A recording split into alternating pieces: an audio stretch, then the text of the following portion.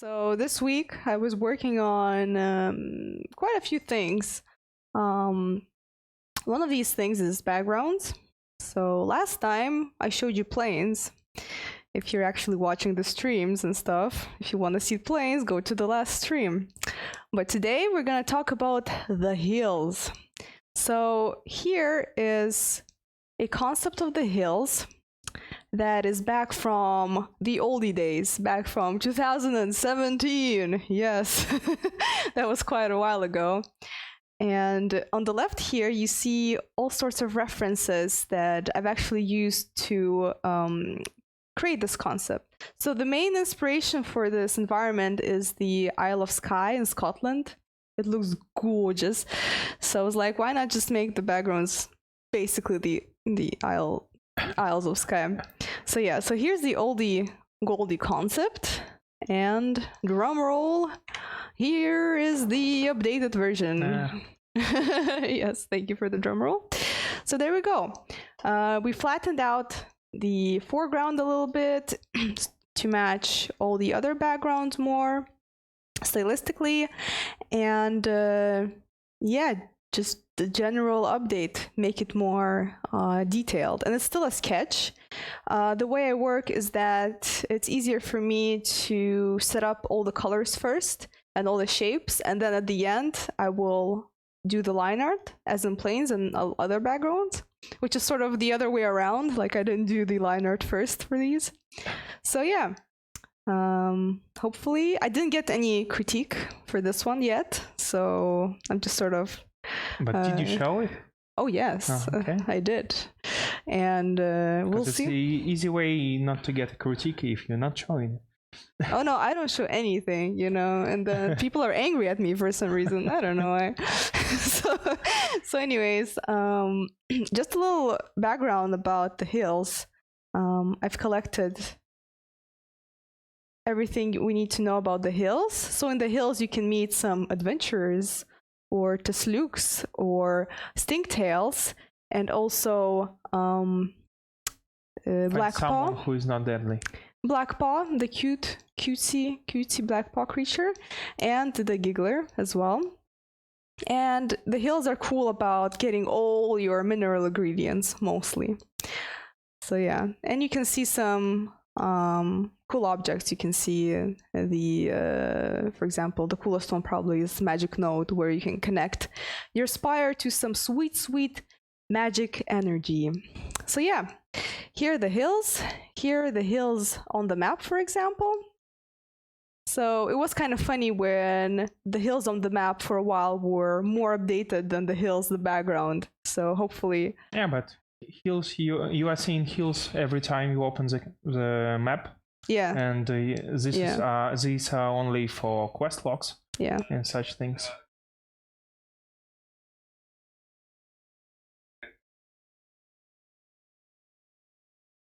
Well, as I mentioned before about the issues we had with the last background is that, for example, the foreground was too flat. It was sort of facing us, for example, whereas our perspective is more as we're looking at things from a side. So, as in the rest of our backgrounds. Wait, I can move this up like this. There you go. So now it's in line basically with the rest of the backgrounds when it comes to its perspective. And also color-wise, backgrounds are dimmer than, for example, the objects in the game. Because at the end of the day, we have to put together these pictures, right? Where we have the background, the object on the foreground, and then maybe some kind of another foreground that goes on top to create depth. Yeah. So our backgrounds, that's why our backgrounds are usually quite dim and desaturated. Yeah.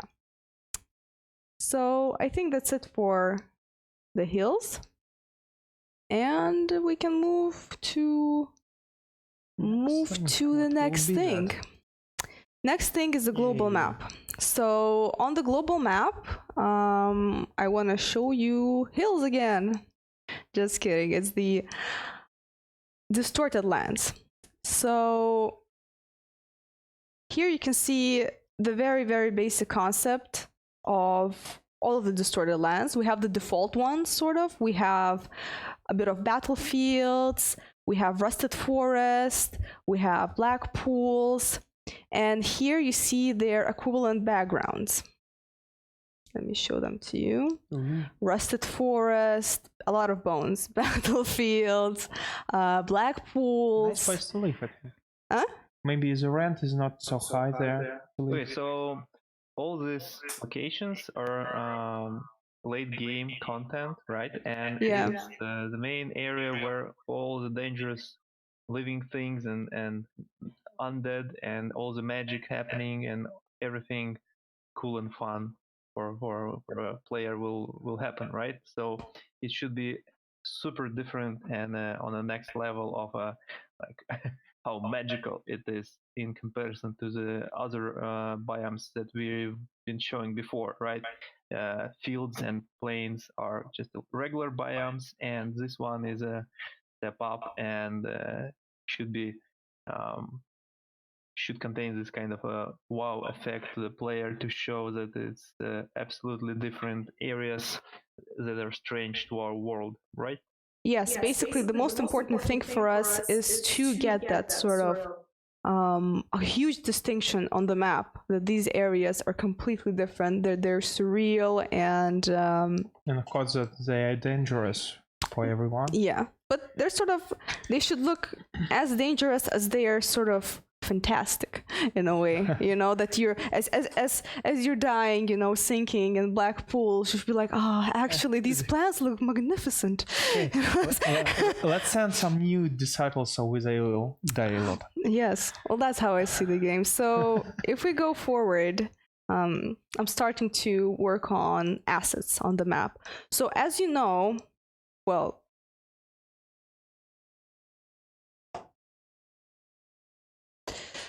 so as we mentioned maybe before with global map, our global map is generated. So basically we don't just draw a pretty picture of the biome, right? We make separate assets of the biomes that we use to generate the map.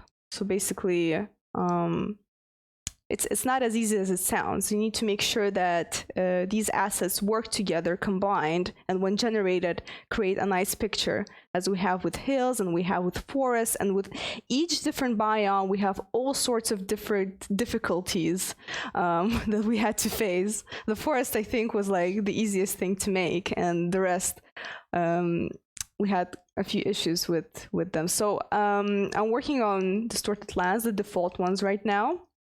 So I'm gonna show you another updated version, which was a few days ago. So here you'll see at the bottom the background that I'm working with and some assets. So I'm drawing assets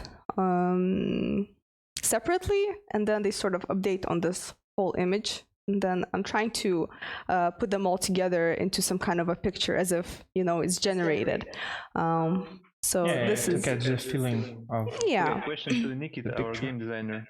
Can you explain to our viewers what kind of content can be found in these areas? What kind of items or what kind of events or what can be expected to be so in this mostly as these are more like end-game content, so these areas will be essential for our late-game activities.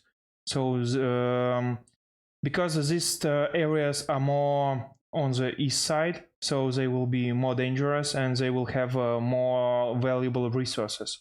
And as our main quest to create enough elixir of use, we will need to send disciples there. So of course areas itself will be very dangerous to be there itself. So if the disciples won't have any protection from this territory, they will start die quickly. If you send them not prepared, long adventure, right? So he needs to have all the equipment prepared, all the potions, and his disciples should be high level to to go on this long journey to the distorted lands, or otherwise they will all die and nothing will happen. Right? Yeah. You will see on the map how the marker on the map just disappears, or something like that. That's sad. So this is the reason why you won't send disciples to explore a big area and too far away, because you don't know what is lying there. And if you'll send disciples in the dangerous territory and they won't decide to turn back, they will just die. Okay, so let's move on and let's show some other stuff. No, I'm still going. With the Drum roll? You need drum roll. No, I'm just showing progressions with distorted lands. So yeah, so Fog. Yeah. just to show the general progressions of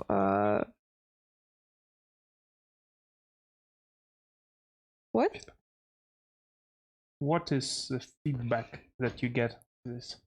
Anyways, so as I showed the previous concepts, I was putting together the assets, and I wanted to work on them as I was working on the hills, so I sort of broke them down a little bit so that they're not just huge piles of rocks. So I've added more detail, a bit more color into them. And then we were discussing how we can make this particular environment more moody and darker, and basically to add a bit of mystery to it, so it's not that obvious, like they're just right now, to make it less like, yeah, you have these distorted rocks, but maybe we can sort of hide them somewhere and add a bit of a misty mood there. So in my explorations right now, my secret explorations that I haven't showed anyone, so again, I was trying to add a bit of mist there, and in the third version, I'm trying to add like a concept of if we used lightning effects. So it wouldn't be an illustration. Maybe we can use some sort of we already magic to effects. Some animated effects, visual effects like animated mists or some ripples on the water and this kind of stuff. So we can improve on that and add some real nice juicy effects to the distorted lands to make them even more moody than they are at the current state. Yeah, to make the map more dynamic. Okay, Yeah. Nikita, what do you think? Which one looks better for you? Nikita, which one looks better it was for a you? question for me. Yes, or I am Nikita. I don't know. Maybe. Who knows how the magic works? Yeah. I think the mystery is very nice, and if lightnings will be not always, but sometimes to on the contrast with the with the still picture, I think it would be very great and add to the atmosphere of the area. So it will be some kind of a jump scare. Yeah, and of course. Yeah, we need the dish sound as well. Of course, when you are just watching the area, you just feel the danger. Yeah. That as when the lightning strikes, we also need some blood splatter. You know, blood splatter, as if it hits someone. Maybe your student. Who knows? Okay. so we need to connect logic with visual effects. Okay. So nice let's stuff move to do. on and let's show some other content that we've created for the past 2 weeks. So that's it for the Distorted Lands global map update. We're going to the inventory items. Everyone's favorite items. Yes, and a few of them are very, very exciting, you guys. We have the it's circle with some metal things. Yeah, who knows how it's called? The locks, unlocking lockpicks. Jesus, I forgot what are lockpicks. So anyways, we have lockpicks, an item that was super requested by our game designer Alexei. He was like, where are the lockpicks? And I was like, okay, I'll make them. And I did. So anyways, on the left you see some references. You see we have a secondary lockpicking skill that I also took in mind as a thing to look out for. So I drew this tiny sketch, and then I drew some more sketches, and number 4 was approved. And then I was like, hey, it kind of looks like these creepy salad fingers, so maybe the item can look better. So I improved it, and there you go. We have lockpicks. Woo! Okay, let's move on. Very exciting. Another super exciting thing. It's a coil of rope. Everyone's favorite thing to pick up.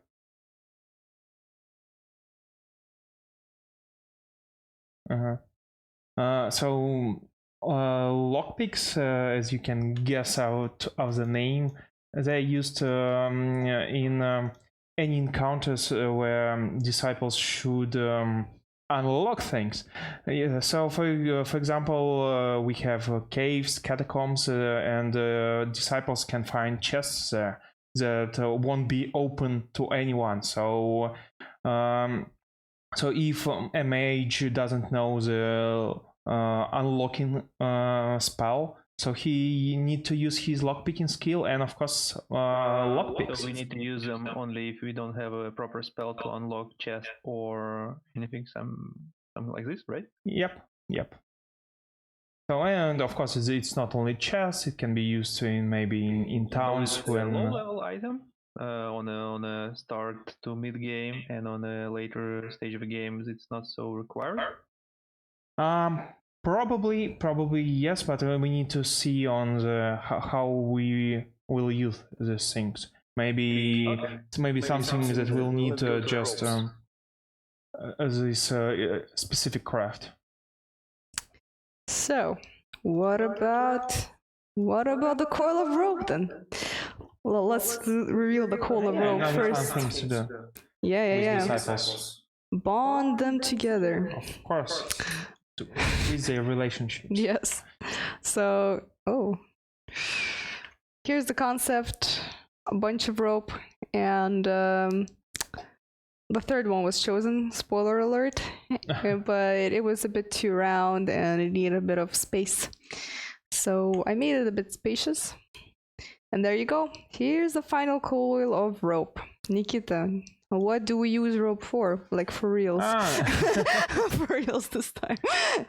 There are different sort of events when disciples can get into the trouble. They can drown in swamps or fall into some pit, and you can use something that you'll find, that disciples will find nearby, some sticks, I don't know, but it doesn't always help. And if you don't want that your disciples will die from hunger because they can't get out from the pit. Okay, so you need rope to will give them some this kind of rope. events from happening, or event will happen anyway. A rope will just reduce the chance of a high amount of damage or something like this. Probably such events can they will decrease by the skills of disciples. But the rope exactly for helping them escape.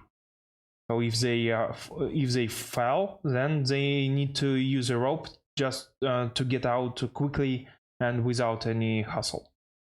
Something like that. Same question about the magic. Is there some alternative way? Yes, of course, as you can guess, if you need to lift something, then you can maybe use some spell levitation. What do you mean? In a sorcery game, magic? Yeah, of course, it's I don't know, it's not cool to use magic. Just use your hands and the rope. Items. Of course, we've drawn the picture of item for you. And you just want to use some spell? Oh. Yeah. So anyways, coil of rope, a legendary item. Now moving on to more mysterious and rare things. Actually, very rare. Collateral. Very rare. No, it's another item, which is in Black Pools that we already discussed a little bit. So there will be another item of Black Pools drawn at some point. I can guess that it can be black. I don't know, actually. Maybe it'll have some black in it. Okay. But this item definitely has some black in it. And it's Black Dew. Ta-da! These are concepts of Black Dew. What does Black Dew do? Probably used in alchemical. Yeah, of course, it's an alchemic resource with some rare ingredients, as you can see as the frame of the item shows. Not just rare, it's very rare. Very rare, okay. Because the rare is the pink, and very rare. I think another very rare item, we have a ton of minerals, but we also have... Of course, we have our elixir of use. That is... Oh, it's legendary. It's, whoa. We also have powder of the tree. I forgot the name, which is also very rare. The tree. Anyways, so here are the concepts of Black Dew. And our general idea is to have a little bottle that will contain the dew, and then some sort of thing that will show a part of the item which you collect the Black Dew from. Now, Black Dew is interesting because, as you can see, there's a ton of black pools that you can probably collect it from, but no, you can't. The only way that you can collect it is when it's sort of falls down Condensate. on... Huh? There's condensation on... Yeah, condensation on the local plants. So one of your students will have to sort of go on top of these, or maybe at the bottom of these creepy plants, and collect the condensation of Black Dew. Sounds dangerous. Yeah, so there you go. From the first 5 versions, we took a few that are like favorites, and then I got some feedback. Oh, actually, these were all nine concepts at the same time. Yeah, so we chose number 7 and 8 to sort of combine them in a bit, and this is how we went to the final one, number 12, where you can see the Black Dew bottle filled with dew, and you can see a bit of the plant with and some condensation there. Yep, super fancy item, very rare. So if you manage to get to that part of the game, you will not only look at cool backgrounds, but also... What about the biome itself? What kind of things should be done to protect from this environment, and what kind of dangers are there? Mostly it's potions, equipments, and of course spells that will help with these biomes. So they are mostly... Is there any kind of protective gloves, capes, or armor? I don't know. Yeah, of course. Yes, maybe even some enchanting armor. So something with abilities that will help, and of course, as not only with biomes, but with dangers that will be there, and they will need to be good battle equipment too, just to survive the monsters and so on. Oh yeah, there will be monsters, but soon. Oh, we already know about the bone monster. While they're gathering Black Dew, so yeah, someone will fight for their life. Something like that. Okay, so that's the end of the art department. Yeah. That's the end. So soon. Yes. Thank you so much for so many cool things to look at. Looks You're really welcome. nice, and I hope we'll implement all the required logic on our logic department, and we'll move on to the build, let's and we'll show you play. what's new in the game. Okay. So I need to find the game now. Steam. No, I think it was launched. Let No? me do И it. Steam. It's just Steam, Mike. Опусти окно с хрома.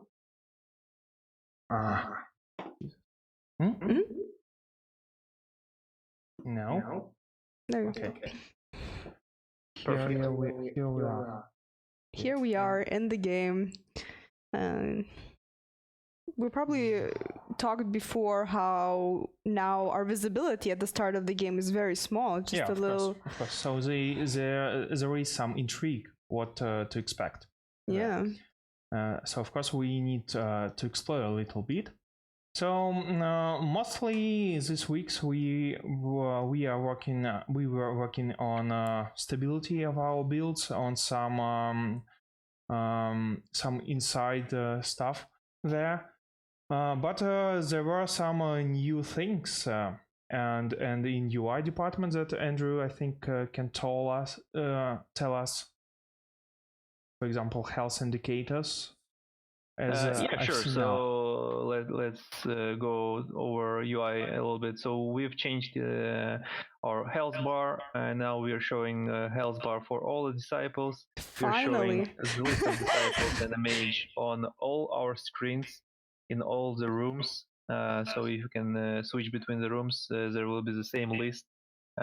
It's much easier to work with the disciples this way, so you always know what's going on, even on a global map.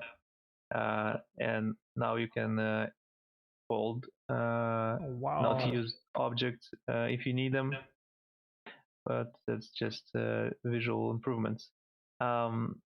What's a big deal is that we finally made it possible to cancel tasks or to edit them if you want to. For example, our mage Honan will read all the literacy that we have in the library, and then we've decided, no, actually I don't want this, so we'll open the same task and we'll just push the cancel task and it disappears and it's done.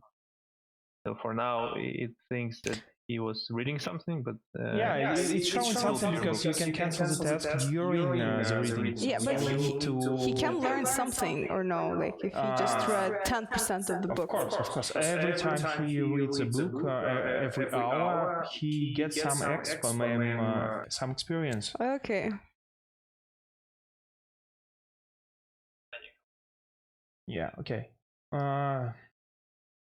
And I wanted to show how to keep disciples from some danger. Yeah. Yes. He was showing us this magical cheat.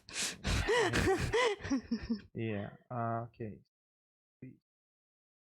Yeah, we as developers, we can totally cheat in the game. We're cheaters. Yeah, we're cheaters. Okay, but now we have all the items.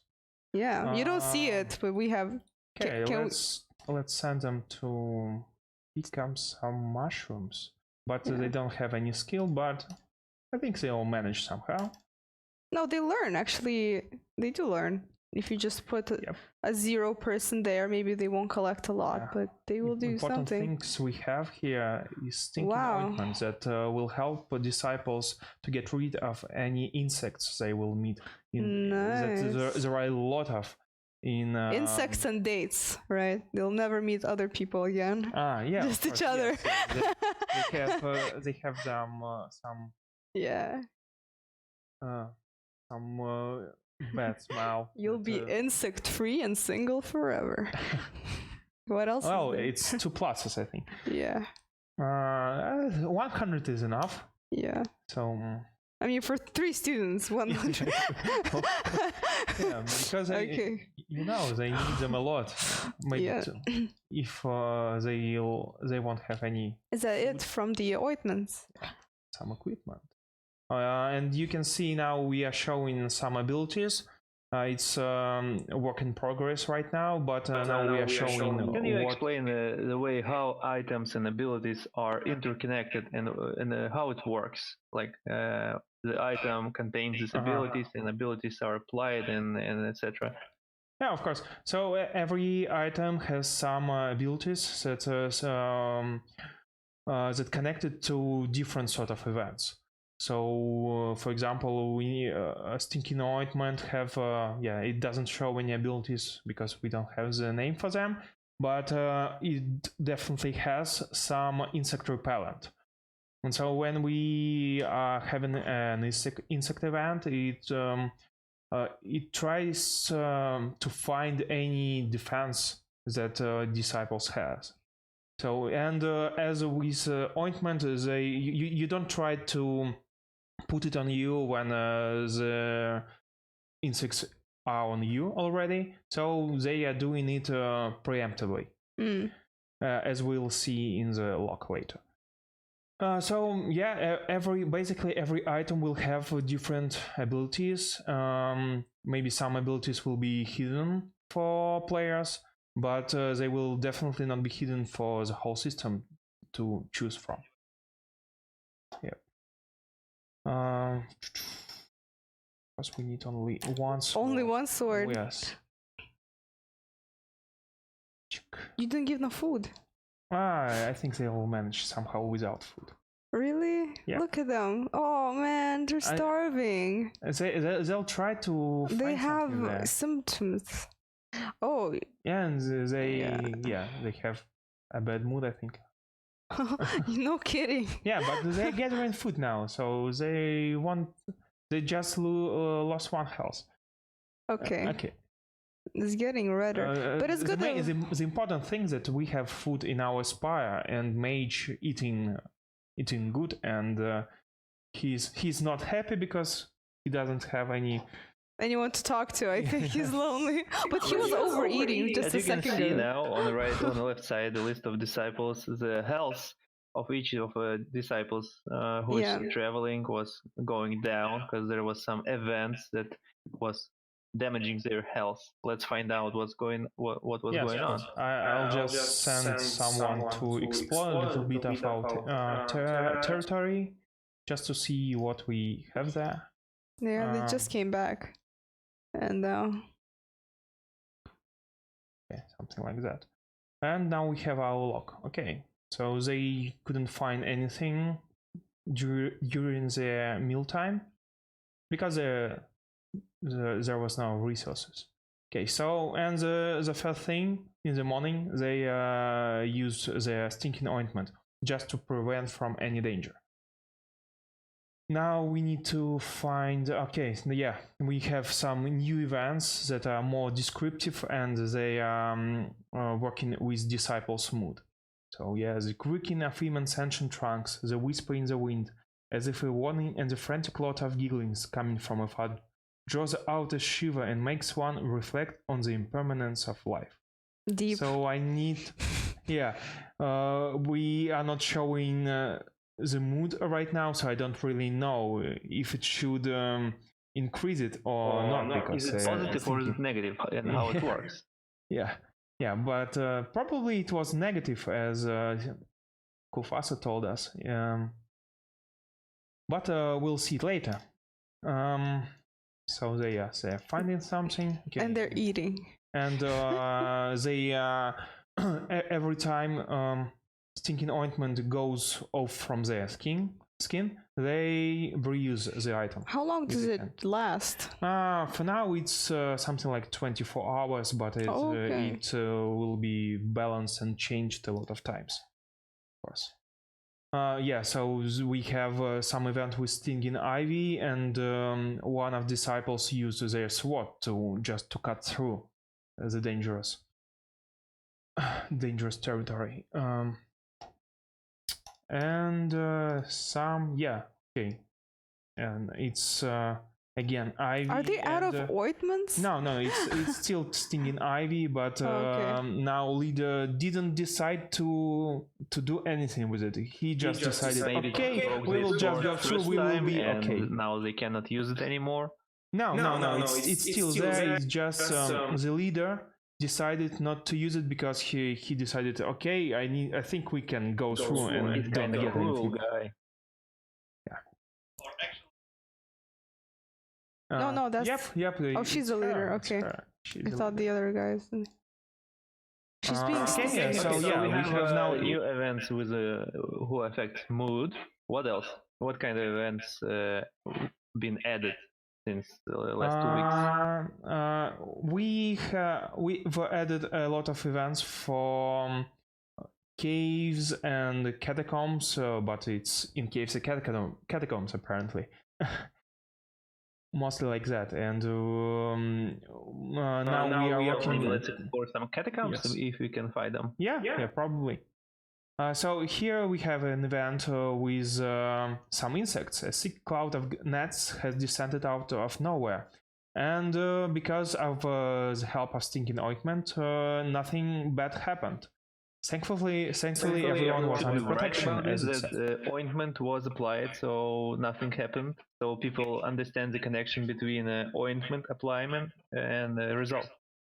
Yeah. So yeah, I think. So the problem is to give the player understandment that exactly stinking ointment helped with this event, and or at least we can share the information about the ability. Right? If it's repellent, then repellent works and everything is good. And repellent is inside the list of abilities of ointment, so people will see the connection of effects. I think it's mostly the combination. We'll have the description of ability in the item, and we'll have something in event, the description what helped, because it not only ointment could help. It could be maybe some spell or even equipment. So in such events, we'll need to show player how what exactly helped with this. Okay, so it's along roads and a lot of work when they can't gather anything because they are lazy bums. So yeah. Final report. We can see what conditions were gotten. So yeah, there was some snake venom, and they didn't have any defense from snake venom. They have some XP adding, and of course this is how much they've used their ointments. So it was like 51. They used a lot. Yeah, so that's why I said if I gave them 50, one wouldn't one got in the woods for one day without protection for sure. But quite a lot to be used. Yeah. Okay. So what do we have else? Should we go to exploration and show some catacombs exploration, or we'll finish with item use explanation and how to win the game? Yeah, I think we'll try to cheat our way through again. Yeah, because they might not find. Oh, there are a ton of black paws there, and some Tuslukes roaming around. Oh, someone to have. Let's find the catacombs. See how easy it is. It's yeah, a monolith. So there is nothing closer. It's something for balancing for us, just to have something. Maybe they're in the hills, probably. Okay. Maybe we'll try a cave. A cave? It will be a long road for one person. I hope he'll survive. But you can give him... Maybe not. Yeah. No? Okay. If he won't survive, then it's... Well, look, he has so little health. He's... But we have another one, so... No. We just have a new one. I don't know what he can do. Apparently, we don't know anything about him right now. Yeah. So we will send him to the ruins, and maybe he will survive. And of course, he looks that he loves food, so we'll give some rations to him. Okay. So yeah. What else? What else do we have? What else did you add немножко. this week? Of course. And we've added the ability for mage to use items from all items that we have. Oh, what can he do? He can use some spells, so he can use some items that are in the warehouse. Okay, Pregla is going to die. What's the point of using the items? So our mage is more or less in direct control, and we have access to all the items in Spire, and we can directly apply any kind of item to the mage, right? I think the main reason to separate something, so something will be made, something will be in indirect control just for ease of to play, not to send him eat. Oh, okay. Everyone. Okay, stop. Everyone's dead. Everyone is dead.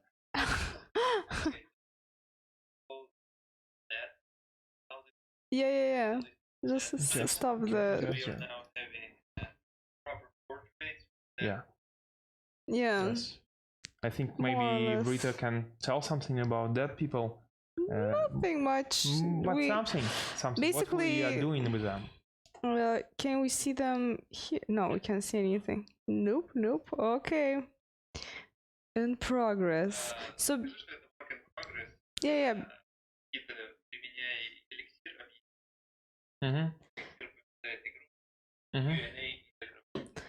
Basically, this is a work in progress of our dead disciples' portraits. So we were working on how to show death in our game. What is the culture of death in the game? So after going through a few concepts in the past that you can look at in the past videos, by the way, we decided to go for now for a sort of desaturated picture and then add a cover for their eyes. So basically what the cover does, it not only adds a bit to the lore of how people in the run are handling dead people, but also it sort of takes away the livelihood of our characters, right? Because if you close a person's eyes, it sort of disguises part of their expression. Yeah, so this is why they are the way they are. Even though some of them still have like cheerful mouths at the moment. So they died very cheerfully. Okay. And completing the thing with using items, there will be some things that mage can do with items, but I think the most important thing is that he can use his elixir of use. He has 100 of them. I've cheated. Yeah, because you know it's useful stuff to have if something won't proc out. So wait, he makes it, or anyone can make it? Or we don't know. Yeah, I think anyone can make it, but only one will take it. Yeah. So in general, we'll have one elixir, and now this is some sort of win screen. If mage will use stinking ointment on himself in Spire? So basically, if he's thinking that some nasty insects will attack the Spire, maybe it will be useful. But mostly it will just lose him charisma in 24 hours, and if there will be some event to figure out what will happen. Yeah. So basically that's it. Elixir leads to the end of a game. It's a work in progress victory screen. We'll show maybe some statistics. It just sounds victory. But for now, that's it. So let's go to the main menu. We have a couple minutes for final Q&A if you have some questions. This stream will be recorded and published on our YouTube channel, where all the previous episodes are also available, so you can watch them. You can leave comments and leave any kind of feedback. We're looking for any kind of feedback that can be used to improve the game, the current state, and the future state of things. So you're always welcome to join our Discord or our forum, spireofsorcery.com/forum. or just visit us on Steam and leave us some nice message on the forum as well. So Yeah, yeah, only nice that's it. messages, please. The best. Okay, do we have any questions? Yeah. Looks like no, but anyways, thanks for watching and see you next week. Next week stream will be in Russian, and week after one will be in English. So Yeah. we'll be waiting you there. So Yeah. thanks for watching and Thank you. Bye bye. Thank you. Bye bye.